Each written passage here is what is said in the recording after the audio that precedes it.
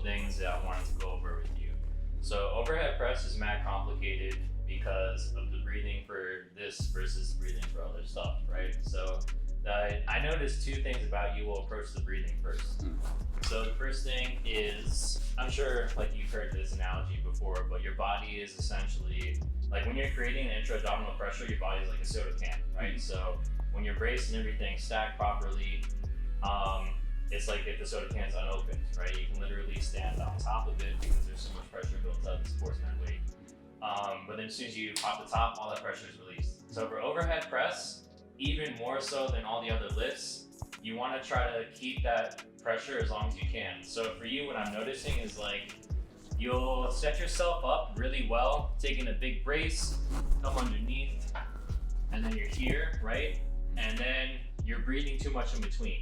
And like, I already feel fatigued because I'm holding the bar and I'm talking. So for you to like hit a rep, whatever, and then you're breathing here, like I appreciate the strictness, but for this, we're trying to have it be more of like a building exercise.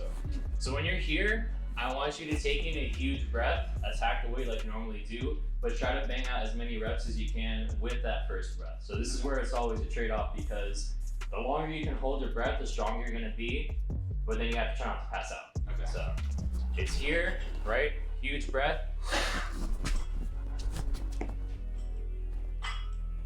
And you just bang them out.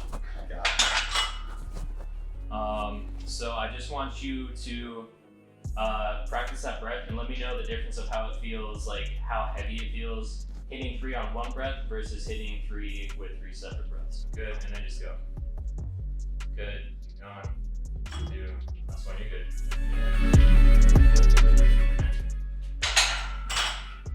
Yeah. I don't know exactly why, but like, yeah, I just feel stronger with that initial breath. As soon as I have to rebreathe, everything is completely screwed and I feel like my power gets cut in half. Gotcha.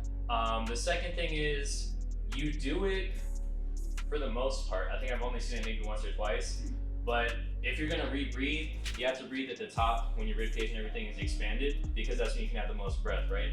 If you're breathing and the weight's compressing you here, you're not gonna get as good of a breath and it's just gonna feel like the whole thing's weighing you down. Gotcha. So like, because you're doing volume work, what I would recommend is with that first breath, try to get somewhere between 2 to 4 reps. And then if you have to breathe, again, breathe at the top and then keep going.